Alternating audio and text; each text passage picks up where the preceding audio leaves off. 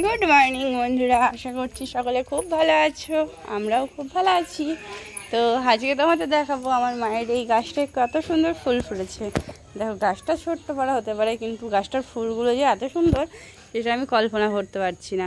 এই দেখো, এক গাছ ফুল হয়ে গেছে গাছটা, আর গাছটা দেখতে সত্যিই খুব সুন্দর লাগছে। দেখো, একটা গাছটা মানে এতটাই যে ফুল দেবে ভাবা যায়নি।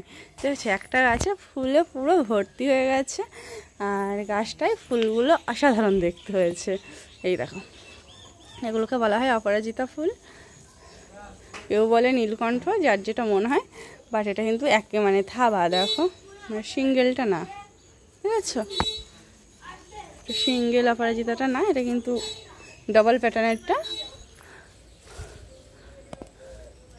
মাম্মামকে বললাম, তো মাম্মাম আমাকে এটাই বললো যে দেখে আগে গাছটা, এক গাছ ফুল। আর আমি যখন ফুল তুলি আমার পুরো ফুলের সাজিটা ভরে যায় শুধু এই ফুল কটাতে। বললাম খুব ভালো কথা। আর এই দেখো, এখানে একটা গাছে ফুল ফুটেছে,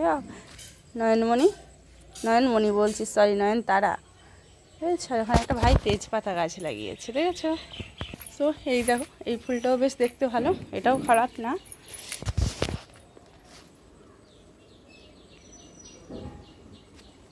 এই গাছগুলো সব এবার পোকায় খেয়ে নিচ্ছে।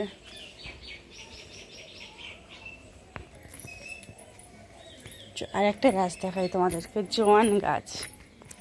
এই দেখো কি সুন্দর হয়েছে, দেখেছো জোয়ান গাছগুলো? এগুলো জোয়ান গাছ। উনি একটা করে পাতা ধুয়ে যদি তুমি খেতে পারো, খুব ভালো জিনিস। ভাত খাওয়ার পর তুমি খাও, কোনো সমস্যা হবে না। সেই জোয়ান জোয়ান সেন্ট পাতাগুলো। আর ভাইকে বললাম এর একটা চারা নিয়ে যাব আজকে আমি বাড়ি। এই গাছটা বেশ ইনডোর প্লান্ট, দেখতেও খুব সুন্দর। আমি বলেছি এইটা নিয়ে যাব তুলে।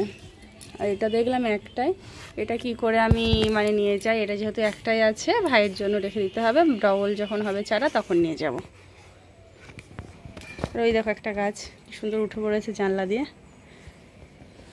তবে এই গাছটা খুব সুন্দর লাগছে দেখতে, এটাও খুব সুন্দর। তাহলে টাটা, বাই বাই।